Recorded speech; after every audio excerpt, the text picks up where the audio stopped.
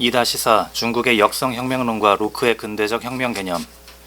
이제 로크가 공맹의 반정 혁명론을 수용함으로써 혁명권 또는 저항권을 이론화하고 1688년 사건을 혁명으로 정당화하려고 노력한 측면을 살펴보자. 원래 서양에는 백성의 혁명의 권리와 의무에 대한 관념 자체가 없었다. 유럽인들은 왕을 간쟁하거나 탄핵할 수 없었다. 왕은 왕권 신수설에 따라 신성한 존재였기 때문이다. 17, 18세기 영국 의회조차도 국왕이 아니라 그의 측근 자문관들만을 비판했다. 찰스 1세를 처형한 올리버 크로멜의 무덤은 왕정복구 전야에 완전히 흔적 없이 파괴 인멸되었다. 영국인들은 1688년의 명예혁명을 이후 60에서 80년 동안 혁명이 아니라 왕의 탈주 또는 퇴위라고 불렀다. 유럽에서의 혁명 개념의 부재.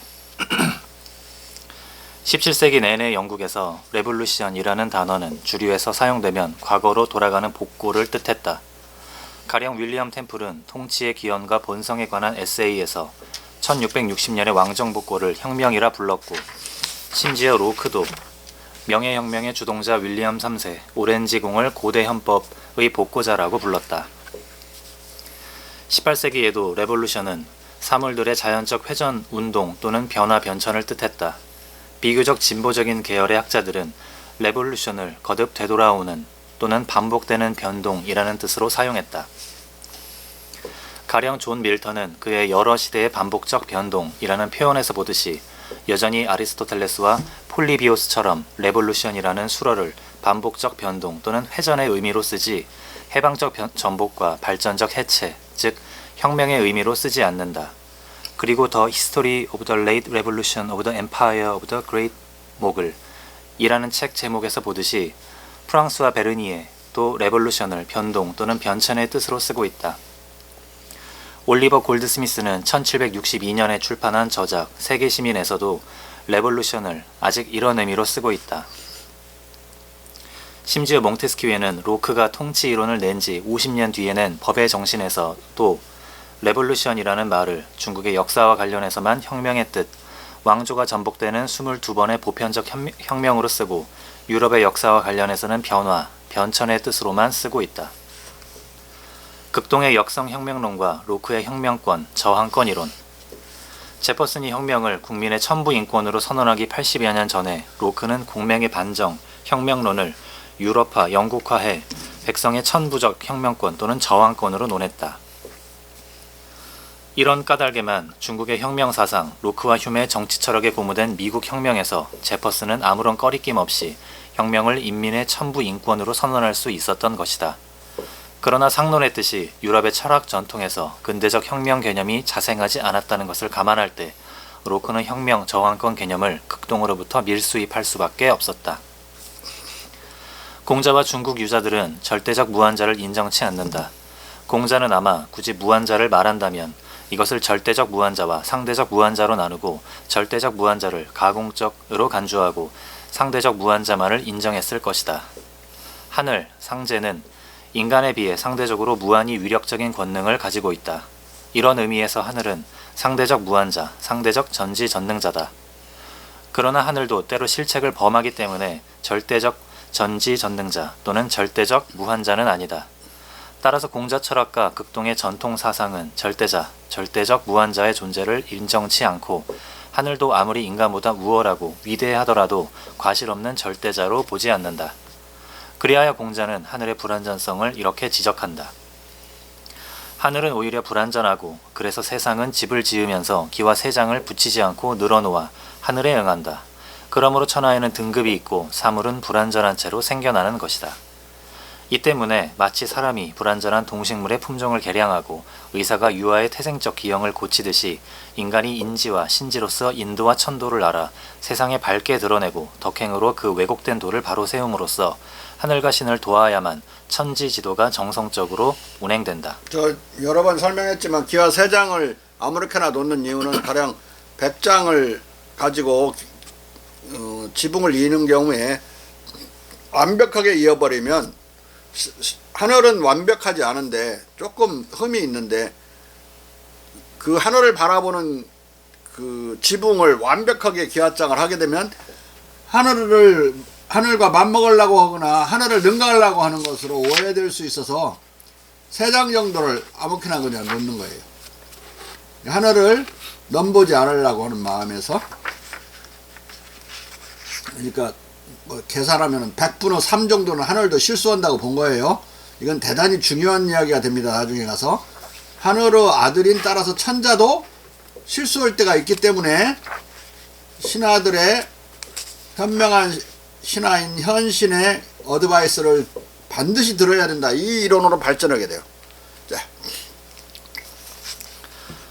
그러므로 역경 계사상전은 성인이 주역을 통해 도를 드러내고 덕행을 신묘하게 하므로 신과 소통하고 더불어 신을 도울 수 있는 것이다 라고 우신론 또는 천인상조론을 피력하고 있다. 이 동양은, 이 극동은 특히 하늘과 인간이 서로 도와야 된다고 생각하고, 또는 인간이 신을 도와야만, 하늘을 도와야만 이 우주 천지 만물의 운행이 자연스럽게 진행된다고 생각해요. 이런 사고는 서양에서는 찾아볼 수가 없는 거예요. 무조건 하늘은 절대자니까. 그러니까 이 우신론 또는 천인상조론은 여러분들이 들어서 알 거예요. 천인상조론. 또 주역 같은 것도 규모와 인모라는 말을 쓰는데, 주역에도 사람의 계책과 인모, 신모, 귀신의 계책, 규모, 이 두 개가 딱 맞아 떨어져야만 뭐 혁명도 성공하고 국가의 뭐 정책도 집행이 성공하고 이렇게 생각해요. 규모와 인모가 합쳐져야 일이 성사된다. 규모와 인모가 서로 도와야 돼요. 그런 말 안 들어봤어요? 우리 저 작전 많이 하는 우리 이경구 장군 안 들어봤어? 규모와 인모가 딱 맞아 떨어져야 작전도 성공하고 혁명도 성공하고 그러는 거라고. 예, 당연합니다. 예, 들어왔습니다. 예. 그러니까 이게 이 극동에서는 상당히 일반화된 사고예요. 어디서 나오는지 출처는 모르지만, 책의 출처는 모르지만 일반적으로 그렇게 사고를 한다. 자, 공자는 인간들 중 뛰어난 성인이 신을 돕는 이 천인상조론의 관점에서 천지화육 찬참론을 피력한다. 천지화육은 차는 도와주는 거고 참은 참여하는 거야. 인간이 천지 만물의 운행을 도와주고 동시에 거기에 참여해야 된다. 참여하는 건 어떤 걸 뜻하느냐. 아까 그렇게 태어날 때부터 태생적인 기형을 인간이 고쳐주는 건 참여하는 거고, 육종 개량이나 품질 개량을 하는 이 자연적인 사물들, 아니 동식물들을 개량을 하는 거, 종을 개량하는 건 인간이 참여하는 거예요. 예? 그런 것만이 아니고 뭐 자연에 사정없이 흘러내리는 물길을 온화하게 굽이쳐 흐를 수 있도록 제방을 싼달지 이런 것들은 인간이 천지의 운행에 참여하는 거다. 그래서 이걸 천지화육 참찬론이라고 그래요. 참찬론. 자. 인성을 다할 수 있으면 물성을 다할 수 있고, 물성을 다할 수 있으면 천지화육을 도울 수 있고, 천지화육을 도울 수 있으면 천지와 더불어 참여할 수 있다.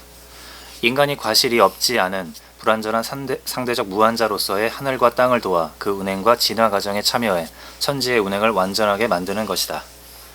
이것은 응당 천지의 결함과 한계에 대한 인정과 하늘의 실책에 대한 인간의 원망, 탄핵, 교정 보완이다. 근데 오로지 그 인간이 이런 자연에 참여해가지고 이렇게 보완하고 교정하는 것만 생각할 수 없어요. 많은 경우에는 인간이 참여해가지고 자연을 파괴하는 경우도 많죠. 환경 파괴 같은 거 보면.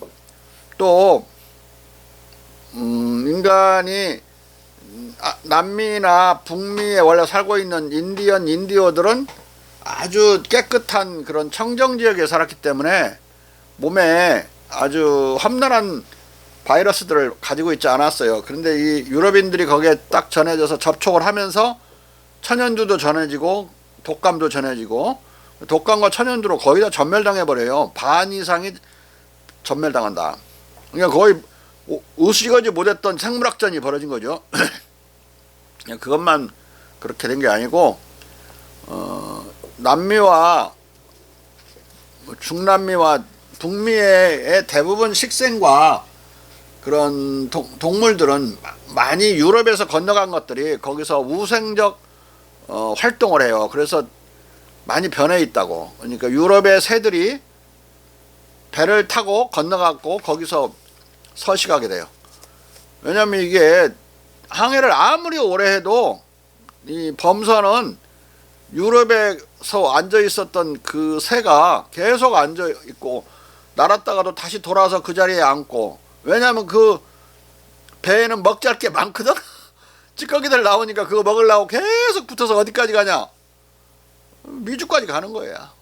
그리고 배에는 무지막지한 그 쥐들이 많이 산다. 그 쥐들이 이제 항구에 도착하거나 그런 어디에 야생적인 어떤 레피지에 피난처에 가면은 그것들이 또 내려가지고 거기다 또 막 번식을 해요. 그리고 각종 쥐, 새 이런 것들, 심지어 유럽 비둘기까지도 다 북미에, 남미에 전해졌어요. 그러니까 남미와 북미에 있는 동물들이 100% 순수히 원래 토종이 아니다. 일부는 유럽에서 간 것도 있고 또 일부는 토종과 유럽에서 간 것 간에 교접이 일어나 가지고 또 제3의 종자가 생긴 것도 있고, 어떻게 말하면은 생물학적 하나의 혁명이 일어난 거죠.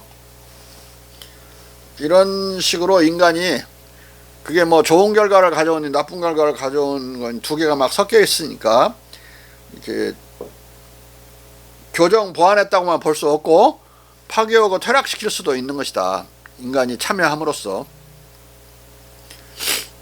지금은 이제 참여를 좋은 방향으로서만 해야 된다는 그런 환경론적인 사고가 많이 지금 강화되어 있죠.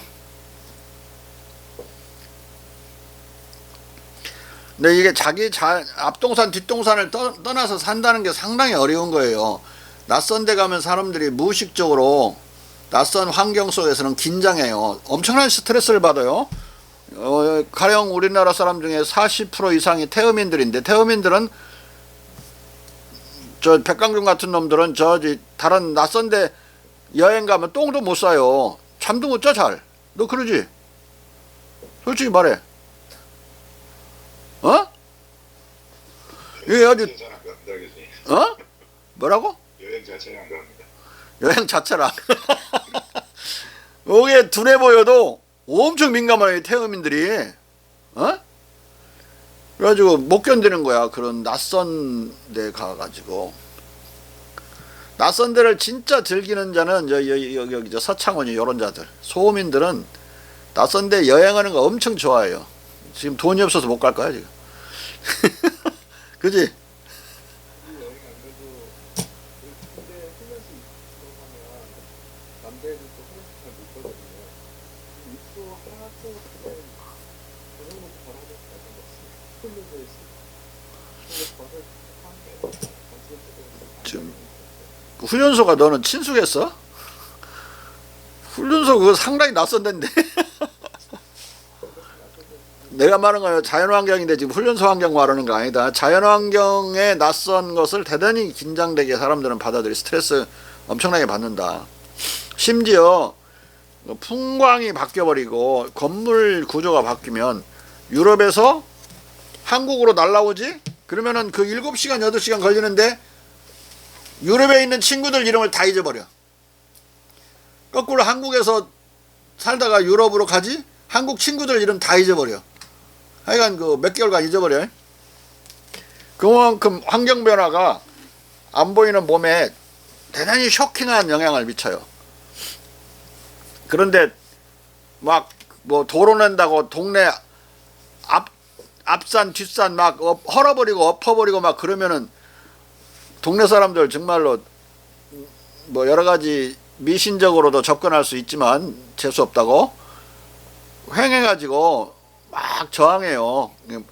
오늘날은 개발만 능사가 아닌 상황이라고. 왜냐하면 그 친숙한 환경은 거기 사는 새들과 나무들과 더불어 그 동네 사람들과 이미 친해져 있는 거예요. 정든 산천이라고 그러죠. 정든 산천이 파괴되는 것에 대해서 전혀 환경의식이 없는 동네 사람들이 저항한다. 뭐 환경책 읽고 저항하는 거 아니야. 원래 정든 그 자연환경을 계속 유지하고 싶은 마음들이 있는 거다. 자,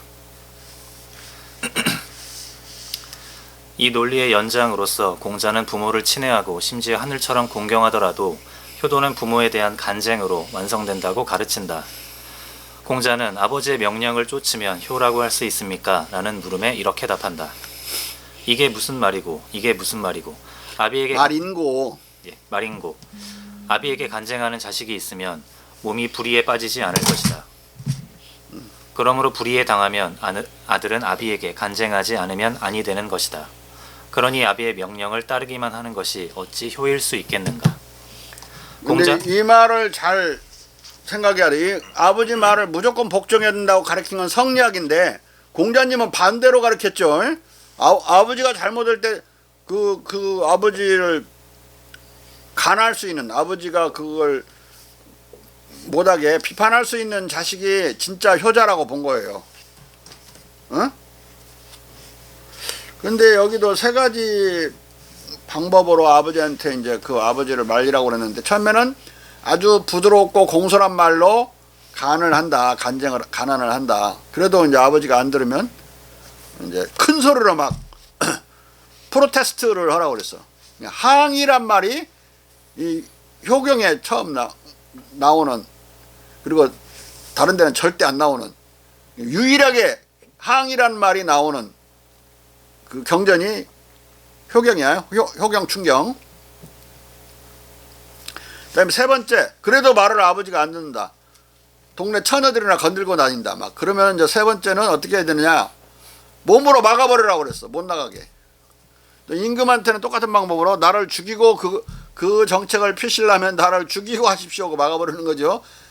마지막 단계에서. 두 번째 단계는 계속 임금을 막 견책하고 큰 소리로 막 임금을 막아야 되는 거야. 첫 번째는 임금한테 공손하고 아까 아버지한테 한 것처럼 그렇게 간을 하고, 안 되면 이제 두 번째는 큰 소리로 프로테스트하고, 세 번째는 목숨을 내놓고 막는 거. 그게 충신이야.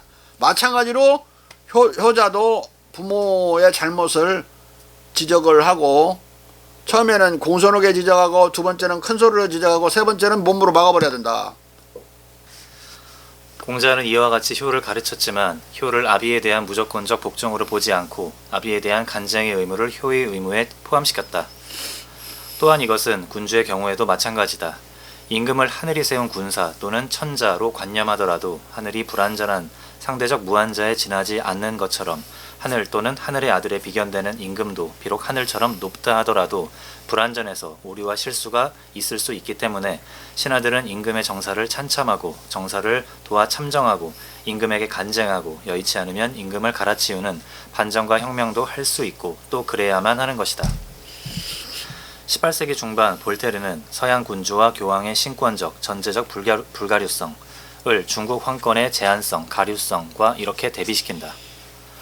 로마의 추기경이 중국의 황제보다 더 전제적이라는 것은 절대적으로 확실하다. 왜냐하면 로마의 추기경은 불가류이고 중국 황제는 그렇지 않기 때문이다. 볼테르가 상당히 깊이 파하고 있었던 거죠. 중국 전제정에서 황제권이 견제당하는 거, 간쟁에 의해서.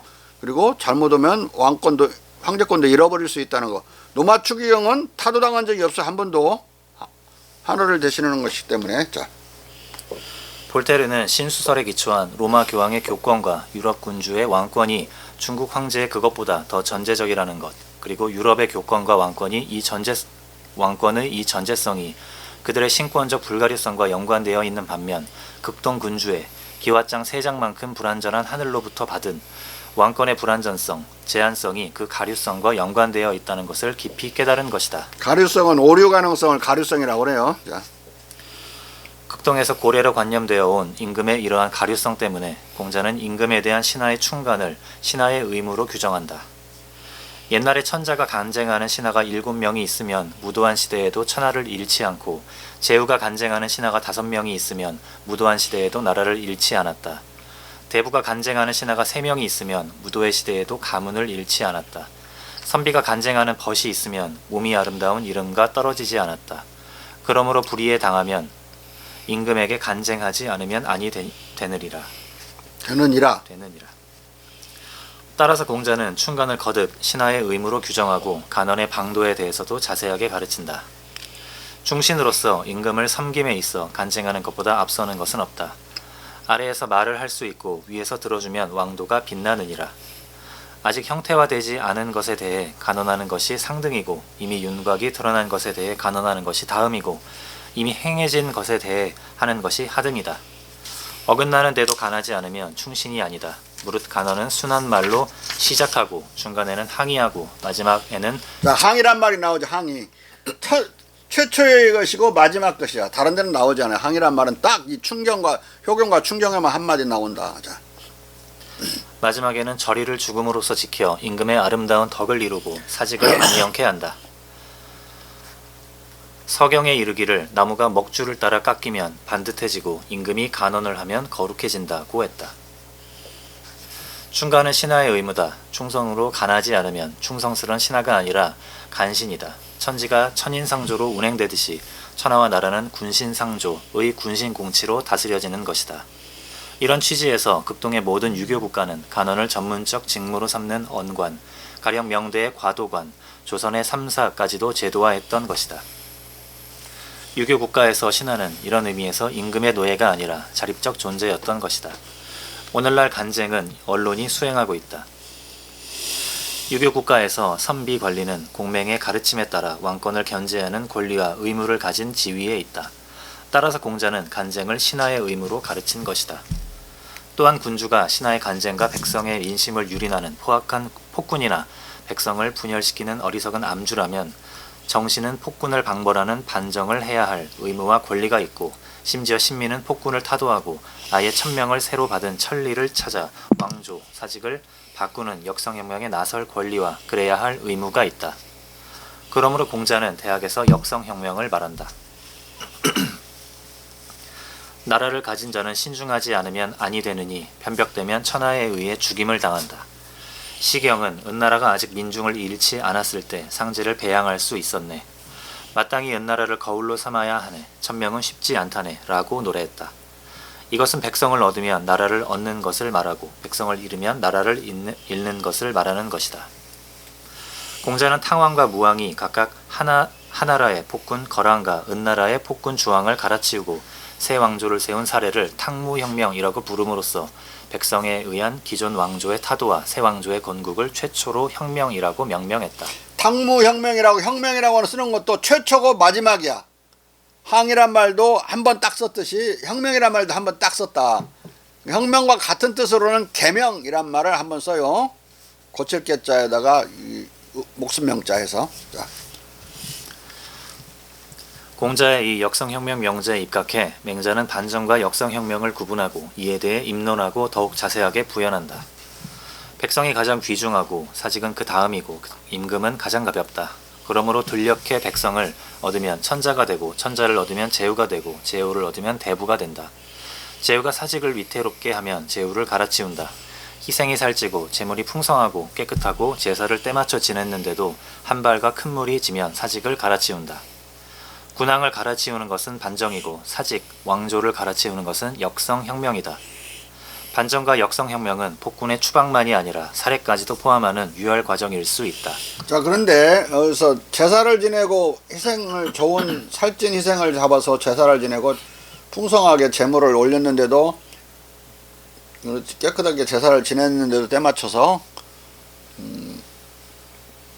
한 발과 큰 물이 생기면 홍수가 나면 왕조를 가르친다. 무슨 미신적인 막말이냐 이렇게 생각할 수 있는데 그런 뜻이 아니고 한 발과 큰 물을 다스리는 건 치수지요. 그건 치수는 이 국가의 가장 중요한 임무 중에 하나였어요. 백성을 먹여 살리는 양민과 교민이 국가의 존재 이유라고 그랬죠. 유교 국가에. 근데 이걸 안 해가지고 한 발과 이 홍수로 백성들이 도탄에 빠진다면 그 임금의 책임이에요. 그러니 여기서 제사 이야기는 왜 나왔느냐. 그렇게 다 하고 제사를 지냈는데도 만약에 치수를 국가가 안 하면 말짱 꽝이라 이거야. 가문과 한 발이 닥치게 돼 있다 이거. 아무리 제사를 지내도. 그러니까 왕조를 가르치는 거 외에 방법이 없는 거죠. 제사 또 지내면 되는 게 아니라고. 그런 뜻이야. 자, 이 경우에 소위 군주 사례는 일개 잔적자의 주사리일 뿐이므로 시군이 아니다. 맹자는 말한다. 인을 해치는 자는 적이라고 하고 의를 해치는 자를 잔이라고 한다. 잔적한 사람은 일개사내라고 한다. 주라는 일개사내를 주살했다는 말은 들었어도 시군했다는 말은 듣지 못했다.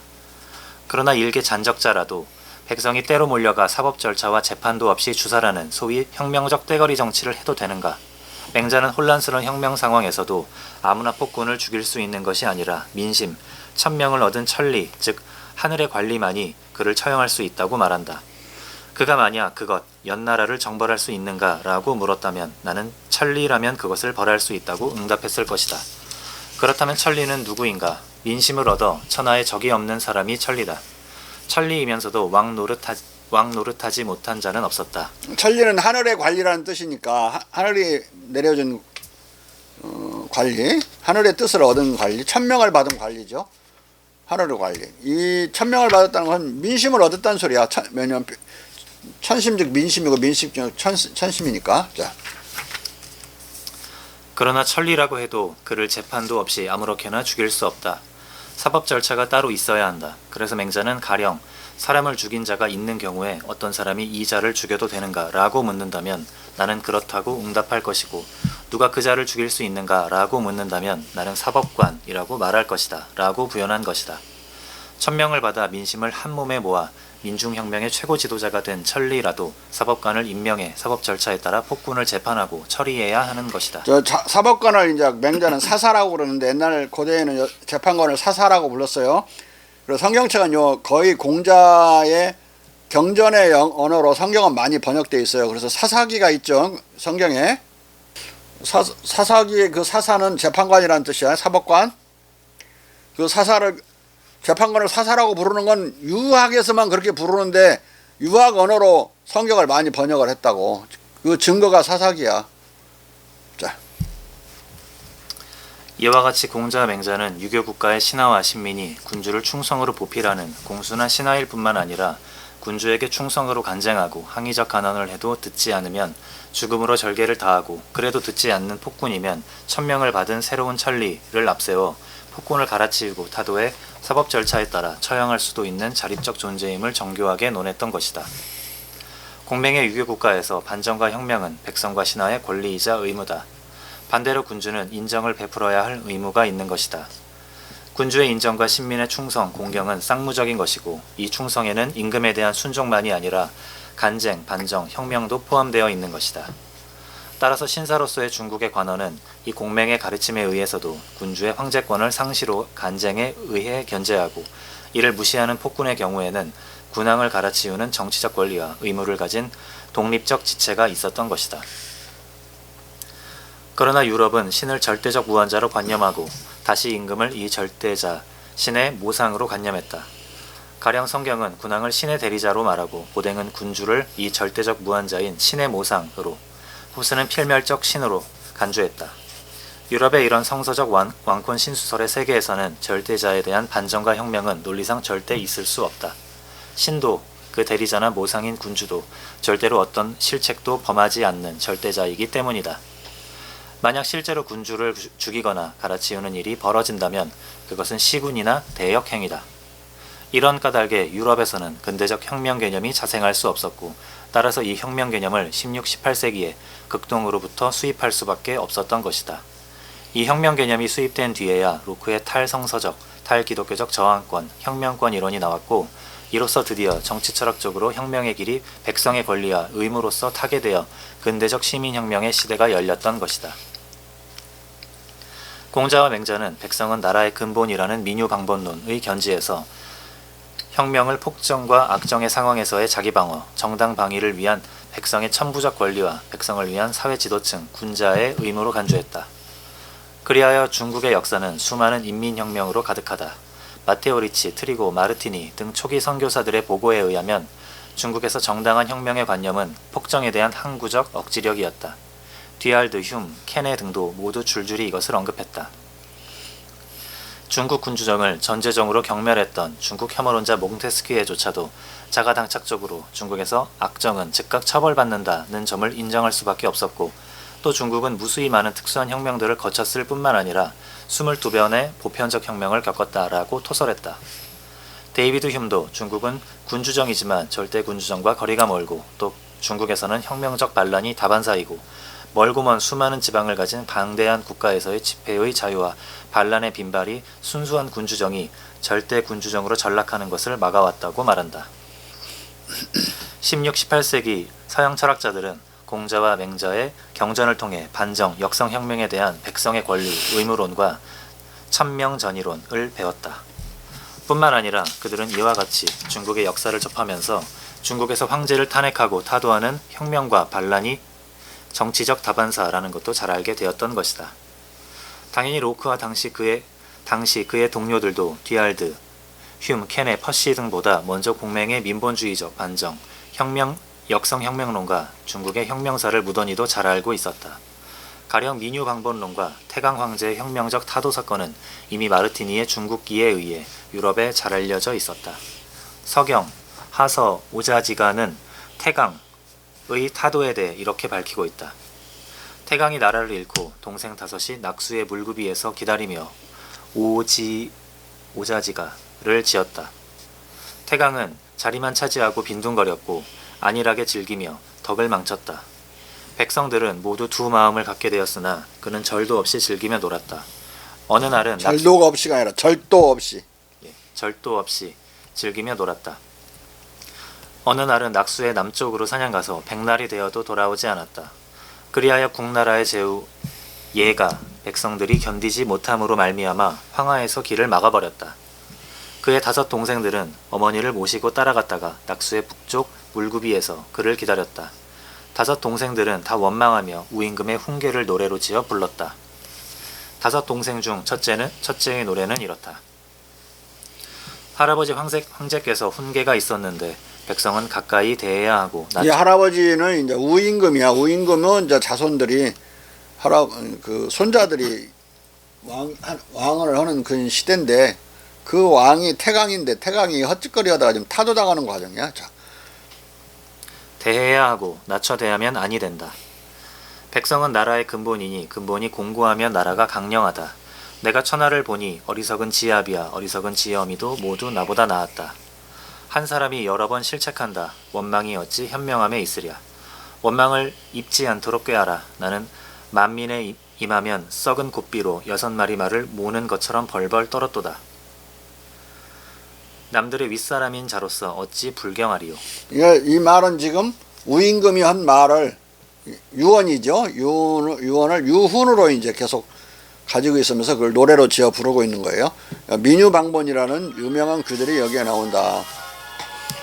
민유방본은 이제 줄이면 민방이죠. 나라는 뭐냐면 백성의 나라라는 뜻인데, 민방은 나중에 우리 조선에서는 민국이라는 말로, 대한민국의 민국이 민유방본에서 나오는 거니까 대단히 중요한 말이에요. 대한민국의 민국은 중화민국의 민국을 본딴 게 아니라 대한제국기에 이미 썼었다. 중화민국이라는 국호는 1911년에 나왔으니까 그 이전에 벌써 8번 9번 내가 찾은 사료에 이미 대한민국이 나온단 말이에요. 대한제국기에 대한제국이란 말은 쓰지 않았고 대한이나 대한국이란 말을 썼다고. 대한민국은 이미 그거 나오는 거고, 우리 멍청한 이 국사학자들이 대한민국이란 말이 대한제국기에 써져 있다는 그 사료를 찾질 못해서 그 말도 안 되는 소리를 하는 거고, 말도 안 되는 소리가 뭐냐, 1919년 4월 11일 날 상해에서야 대한민국 국호를 창제한 것처럼 여기고 있어요. 이 국사학자들이. 그런 게 아니고 대한제국기에 쓰던 말이고, 그건 자연스럽게 대한이라는 말하고 영정조 때부터 쓰던 민국이란 말하고 자연스럽게 결합되면서 대한민국이라는 국호가 집단 창제됐다. 근데 이 민국은 뭐냐? 민방이라는 말이에요. 민국이나 나라방자, 나라국자 같은 말이죠. 민방은 민유방본을 줄인 말이에요. 민본주의죠. 백성이 나라의 근본이라는 거. 백성이 나라의 주권자다, 그 말은 주인이라는 말이랑 똑같아요. 백성이 나라의 주인이라는 생각은 서양에서 공자의 민본주의를 접하기 전에는 생각할 수가 없었어요. 어떻게 그 농노가 또는 예농이 나라의 주인이야. 그냥 그 아이어튼하고 크로멜이 이런지하게 잘라버리죠. 우리도 투표권 달라고 그러니까 자기 쫄따구들이 그 크로멜에 청교도 혁명군대 혁명군의 장병들이 연판장을 돌려갖고 군인들이 하는 참으로 하는 생각이라는 그 글을 올리는데 거기서 뭐라고 하냐면 그 투표권을 이래이래 인정해 달라고 한다고. 거부하니까 이제 다시 그걸 대표했던 대령이 크로멜과 그 사위인 아이어튼에게 여러분들이 높으신 분들도 살 삶이 있지만 우리 나름대로 살 삶이 있다. 우리가 동의하지 않는 정부 밑에서는 앞으로 살지 않겠다. 그렇게 주장을 하면서 투표권을 달라고 그런다고. 그러니까 그 앞에서 한번 봤듯이 아이어튼이 항구적인 이해관계를 영국 내에 갖지 않은 자들에게 그러한 정치적 권리를 줄 수 없다고 답하죠. 항구적인 이해관계는 뭐냐? 땅떼기를 갖고 있어야 되는 거지. 이게 너희들 같은 그 커티저는 오막살이 집을 말하고 커티저는 거기에 사는 사람, 즉 너 같은 농노 예농들에게는 그런 권리를 줄 수 없다. 너희는 땅의 주인이 아니라 거기서 이러는 놈들 아니냐. 이런 뜻으로 그렇게 말을 해요.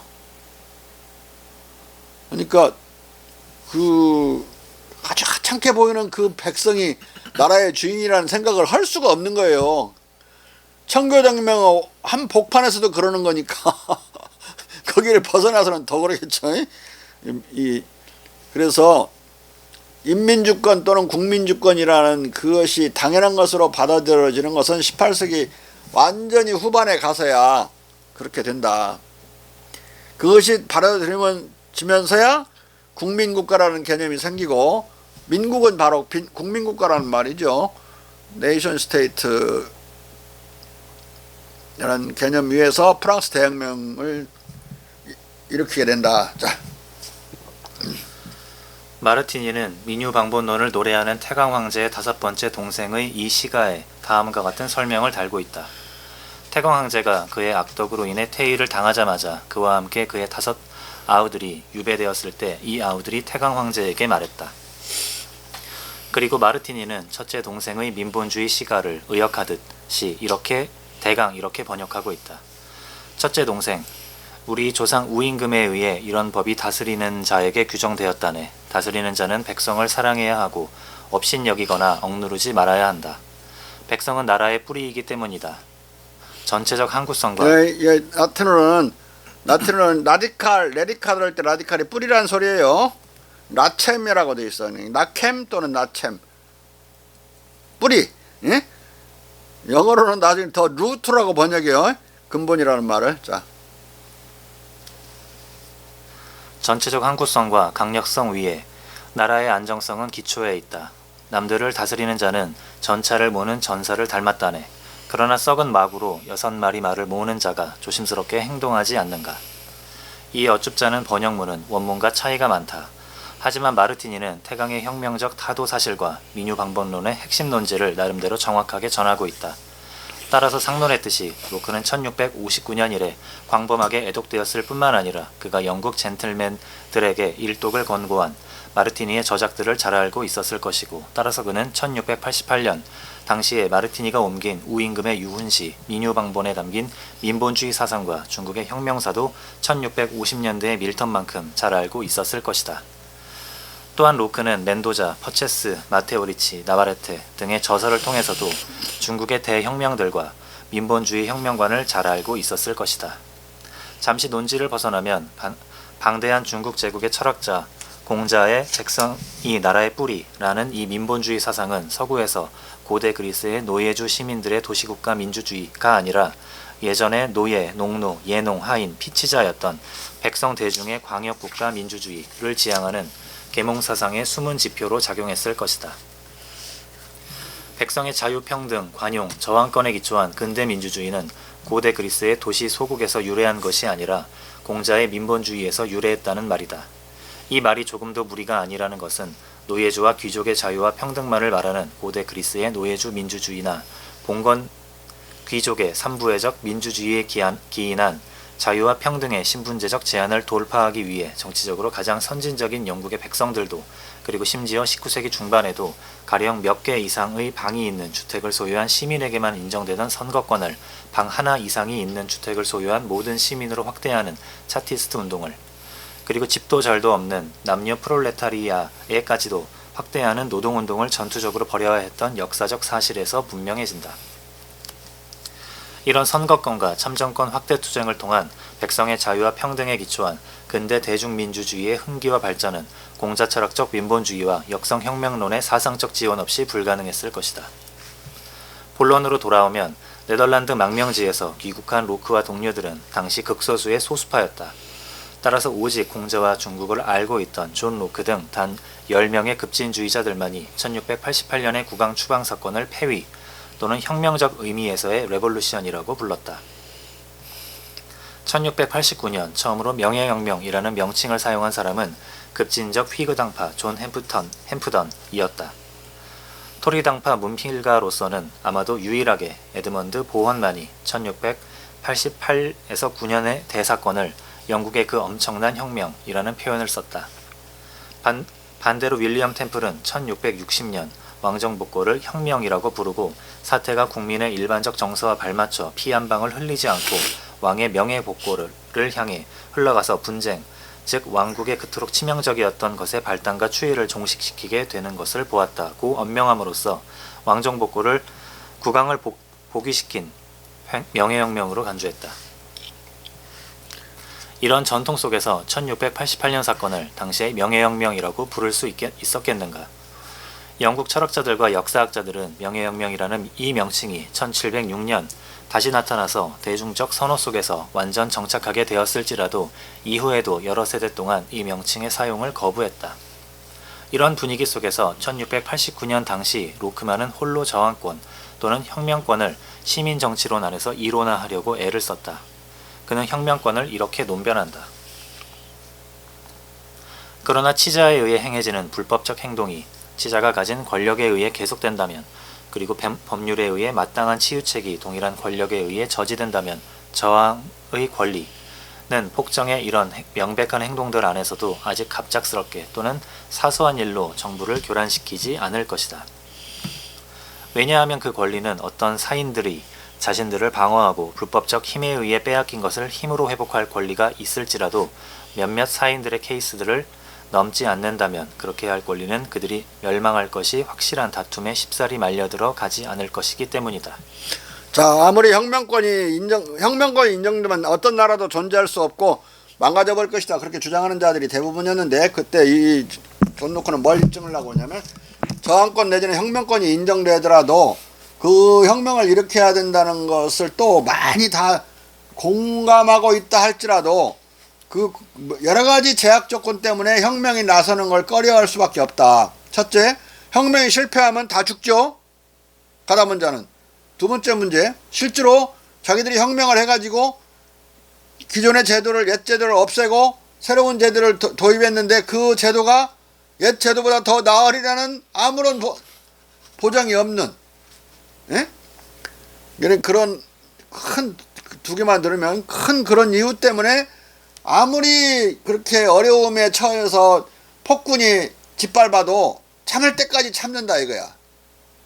최후 순간에 무기를 들지 혁명권을 인정했다고 해서 아무 때나 무기 드는 일은 없어질 거니까 혁명권을 이론적으로 또 법적으로 인정하더라도 문제없다, 이 논변을 하려고 그래요. 근데 공자 안에서는 혁명은 쉬운 일이 아니죠.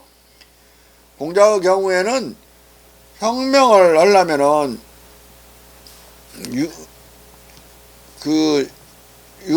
유구소의 성자라는 말, 유구함만이 성공을 할 수 있는 조건이야. 하루아침에 뭐 성공하고 그런 거 없다고. 여러분, 오늘날도 10년의 법칙 내가 많이 얘기했는데, 뭐 나처럼 한 16시간씩 하루에 하면은 5년의 법칙, 10년은 해야 도사가 된단 말이야. 도사, 마스터, 영어로 독일 말로 마이스터, 디 이붕 마크트 디 마이스터란 말이 있어. 연습이 도사를 만들어준다. 10년은 연습을 해야 돼요. 그런데 이 사람이 그런진데 혁명을 그게 뭐 수십 개월 좀 견뎠다고 어떤 악정을 그랬다고 혁명을 하려고 그러면 사람들이 막 따라 나서나? 무르익으려면 계속 무르익어야 돼. 공자의 주역 안에는 소축계가 있는데 작게 쌓아졌다는 뜻이고 작게 막혔다는 뜻인데 거기에는 무슨 말이 나오냐면 미룬부루 아주 빽빽한 구름이 꼈는데 비가 안 와. 비를 뿌리지 않도다. 그러니까 이게 대단히 어떤 여름날에 무더운데 비가 시원스럽게 내리지 않는단 말이에요. 모든 사람들이 단비를 바라듯이 그 가뭄 때에는 단비를 바라듯이 이 악정이 판치는 때는 혁명을 바라는데 혁명이 일어나지 않고 계속 가는 것을 뜻하는 미룬부루라는 말이 나와요. 그리고 이제 49번에 아까 혁괴 탕무혁명으로 공자가 주석을 다뤘던 그 박굴혁 그 괴에서는 택화혁인데 불 위에 소 연못이 있는 거니까 불이 막 물을 끓이는 것에다가 혁명을 비유했어요. 여러분 냄비에다가 가득 해갖고 한번 그 장작 위에다가 올려놨다고 쳐봐요. 불이 약하면 물이 안 끓어요. 잘못하면 엎어버리면 불이 꺼져버려요. 예? 불이 세야 되고 한참 떼야 되고 그 물이 끓는 거죠. 혁명을 물이 끓는 비등으로 본다면 물을 끓이는 것도 그렇게 시간을 요한다는 뜻으로 이제 택화 불 위에 연못을 놓은 거야. 혁명이란 연못에 물이 끓어야 되니까 얼마나 사람들이 정말로 분노에 부글부글 끓는 사람이 많아야 되겠어. 그래서 혁명이 일어나는 택화의 모든 괴가 6회죠. 몇 회에서 혁명이 나느냐? 5효에서 혁명이 나요. 유부, 계명길. 3효는 뭐냐면 혁언삼취. 혁명이 일어난다는 말이 3번이 돌아도 혁명이 안 나요. 또는 혁명을 바란다 막 그런 말이 3번이 돌고 3년이 가도 혁명이 안 나. 그리고 나서 지나고 나서 사람들이 더 이상 참을 수 없어서 유부, 계명길 그랬어요. 사효에서. 유부는 믿을 부자거든요. 그게 자기를 믿고 따르는 그런 동지들이 많이 생겨가지고 혁명을 했더니 길하다, 성공했다 이런 뜻이야. 그러니까 사효까지 기다려야 되니까 처음에 혁명이라는 말이 있다고 그래가지고 혁명이 금방 일어나고 그런 것처럼 생각하지 말라는, 혁명은 대단히 때가 무르익어야 된다는 그런 뜻을 많이 주역에서는 전하고 있어요. 두세 효를 통해서. 그러니까 여기서 지금 노크가 설명하려고 열심히 하고 있는 것과 취지가 같은 거야. 그렇게 뻥 터지듯이 무슨 혁명이 나는 게 아니라고. 뻥 터지려면 그 오랜 숙성 기간이 필요하다. 자. 인민 전체가 그것에 관계가 있다고 생각하지 않는 경우에 한 사람이나 소수에 억압받는 사람들이 정부를 교란시키는 것은 미쳐 날뛰는 미치광이나 성급한 불평분자가 잘 확립된 국가를 전복시키는 것만큼이나 불가능하기 때문이다. 백성은 이 사람 저 사람을 쫓는 데 익숙지 않다. 그러나 이러한 불법적 행동들이 백성 대다수에게 확대된다면, 또는 행패와 박해가 몇몇 소수에게만 불붙을 뿐이지만 그 전조와 귀결이 만인을 위협할 것처럼 보이는 경우라면, 그리고 백성의 대다수가 양심에서 그들의 법과 그들의 재산, 자유, 생명이 위험에 처하고 그들의 종교도 역시 그럴 지경이라고 확신한다면 그들이 불법적 힘에 저항하는 것이 어떻게 막아질지 나는 말할 수 없다. 나는 이것은 치자가 정부를 백성들로부터 일반적으로 의심받을 이런 지경으로까지 몰아갈 때면 그것이 어떤 정부든 모든 정부에 닥칠 불상사라고 고백한다. 이것은 치자들이 어쩌면 빠질 수 있는, 회피하는 것이 아주 쉽기 때문에 그들이 거의 동정받지 못할 가장 위험한 상태다. 로크는 이렇게 어렵게나마 저항권을 정당화하고 있다. 또 로크는 이 저항권을 혁명권으로 바꿔 논하기도 한다. 나는 이러한 혁명들이 공무상의 사소한 악정이 있을 때마다 일어나지 않을 것이라고 답한다. 치자 쪽의 엄청난 실책들, 많은 잘못되고 불편한 법률들, 그리고 인간적 취약성의 모든 조각들은 백성들이 반란이나 불평 없이 인내해야 할 것이다. 그러나 남용, 발뺌, 계략, 그리고 같은 양상의 성향을 가진 모든 일들의 기행렬이 그 의도를 백성들에게 볼 수 있게 만들고 백성들이 그들이 어떤 상황에 처해 있는지를 느끼고 또 그들이 어디로 가고 있는지를 알지 않을 수 없다면 백성들이 들고 일어나 통치를 정부가 처음에 수립될 때 추구한 목적을 백성들에게 확보해 줄 수 있는 그런 손에 장악해 하려고 노력할 것이라는 것은 놀랄 것이 없다. 만약 이 목적이 없다면 유구한 이름과 허울 좋은 형식들은 더 좋기는커녕 자연 상태나 순수한 무정부 상태보다 훨씬 더 나쁜 것이다. 따라서 경우에 따라 백성의 혁명적 봉기와 정부의 전복도 놀랄 것이 없는 것이다. 그것은 영국의 청교도 혁명처럼 심지어 자연 발생적일 수도 있다. 그리고 로크는 사회의 일반 의지에 반해 불법적 권력을 휘두르는 최고 통치권자나 군주를 일개 사인으로 간주하고 이 사인의 사례도 시군이 아니라 의거로 볼 수 있다는 논리를 확립한다. 입법부가 언제나 소집되어 있지 않는, 그리고 집행부가 입법부의 한몫, 여당으로서의 의석 지분을 가진 단 한 사람에게 부여되어 있는 임의의 나라에서 그가 자기 손아귀 안에 입법 권력인 모든 최고 권력을 가졌다는 의미에서가 아니라 아주 양해할 수 있는 의미에서 이 단일한 사람도 최고 통치권자라고 불릴 수 있다.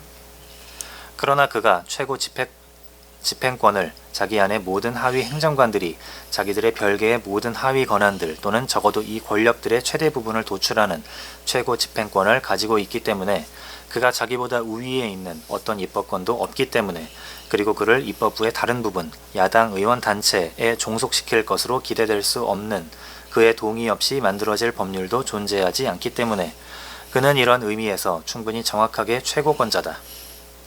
그러나 그에 대한 충성과 신의의 선서가 채택되더라도 그것은 최고 입법자로서의 그가 아니라 그와 타자들의 공동 권력에 의해 만들어진 법률의 최고 집행자로서의 그에 대한 충성 선서라는 것이 언급되어야 할 것이다. 자, 이 말은 무슨 말을 자꾸 하려고 하냐면, 의회가 있는 나라라 할지라도 의회에서 뽑힌 어떤 행정 책임자가 왜 최고 권력자가 되느냐, 이걸 설명하려고 하는 거야. 첫째, 하나를 들고 있는 건 뭐냐면, 의회가 맨날 소집되어 있지 않고 이 최고 지금 수권자는 맨날 있는데 의회는 맨날 있지 않으니까 독립되어 있는 거고, 또 의회가 소집되어 있는 경우라도 야당이 있잖아. 야당이 있으니까 의회에서 뽑혔다 할지라도 의회에 있걸 최고 통수권자는 아니라 이 말이야. 그래서 권력이 분리되어 있다. 상권 분립을 설명하려고 그래.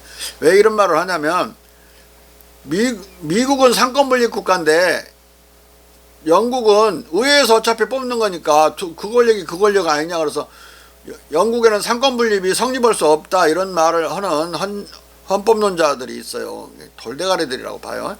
야당이 없는 영국의 의회는 상상할 수 없고, 오늘날 민주국가에서 야당이 없는 국회는 상상할 수 없죠. 그러니까 국회와 이꼴, 국회에서 뽑는 총리라 하더라도 총리 권력이 이꼴되는 게 아니다. 자, 충성은 법률에 따른 복종 외에 아무것도 아니고, 또 그는 이 법률을 위반할 때 충성에 대한 어떤 권리도 없고, 더구나 법률의 권력이 부여된 공적 인물로서와 달리 그것을 요구할 수 없다. 그리고 그는 사회의 의지에 의해 행해지는 나라의 법률로 선언되는 나라의 이미지, 환영이나 대의자로 간주되어야 하는 것이다. 그리하여 그는 법률의 권력 외에 아무런 의지도 아무런 권력도 없다. 그러나 그는 이 대의와 이 공적 의지를 버리고 공적 의지를 버리고 자기의 사적 의지에 의해 행동할 때 스스로를 격화시켜 복종에 대한 어떤 권리를 가진 권력도 공적 의지도 없는 일개 외톨이 사인에 지나지 않는다. 구성원들은 사회의 공적 의지에 대한 복종 외에 어떤 복종의 의무도 짊어지고 있지 않기 때문이다. 자, 여기서 외톨이 사인이라는 말에 주목하세요. 이 말을 어디서 모방해 왔는지. 자, 공적 최고 권력으로 사익을 추구하는 일개 외톨이 사인은 폭군, 참주이다. 주지하다시피 아리스토텔레스는 폭군은 자기의 사익을 추구하고 군왕은 신민의 이익을 추구한다고 하면서 군주정의 타락형은 폭정인데 둘 다 단독 지배이지만 극렬하게 서로 다른 것이다 라고 갈파한 바 있다. 따라서 국가의 최고 권력자가 사회의 공적 의지에 따라서가 아니라 자기의 사적 의지에 의해 행동할 때 일개 외톨이 사인에 지나지 않는다는 구절은 공적 대표자 지위를 등지고 자신을 일개 외톨이 사인으로 격하시킨 최고 통치자는 폭군이라는 주장을 함의하고 있다. 이것을 그의 혁명 이론과 결합해 읽으면 이것은 공권력으로 사익을 추구하는 외톨이 폭군을 혁명적 법 절차에 따라 처형하는 것을 지당하게 여기고 이것을 일개 사악한 필부에 지나지 않는 일부 인민의 원수를 처형한 것으로 정당화하는 논지를 은연히 담고 있다. 따라서 로크의 이 구절은 유학경전의 표현과 논법을 반복하고 있는 것으로 들린다. 로크의 이 일개 외톨이 사인이라는 표현은 무왕이 혁명선언문 태서에서 민심과 괴리되고 선덕과 괴리된 은나라 복군 수, 즉 주를 외톨이 사내라고 표현한 것과 그대로 닮았다. 독부, 싱글 프라이빗 퍼슨이란 말이나 이 성경에 나오는 이 독부, 홀로 독자, 독부라는 말이나 지금 같은 표현인데 아마 이걸 표절했을 거예요. 에? 안 그러고는 이렇게 뭐 똑같을 수가 없지. 벌써 마르티니가 번역을 했기 때문에 이 거기서 봤을 거라고. 근데 이제 여러분들이 거기 접근하기 어려운 게 마르티니의 그 금방 앞에 인용한 책은 라틴어로 되어 있어요. 오늘날도 영어로 번역되지 않고 불어로도 번역되지 않고 17세기 중반에 초반에 그 저서기 때문에 물론 다 읽을 만한 사람은 다 읽었지. 자.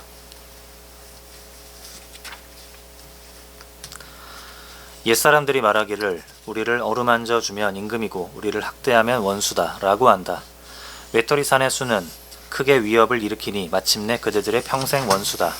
맹자는 이 구절을 답습해 잔적한 사람은 일개사내라고 하니 주라는 일개사내를 추살했다는 말은 들었어도 시곤했다는 말은 듣지 못했다고 갈파했다. 독부나 일부나 지금 거의 표현이 비슷한데 이게 싱글 프라이빗 퍼슨이라는 영어와 대단히 내적으로 내밀하게 의미론적으로 내통하고 있는 말이에요. 자.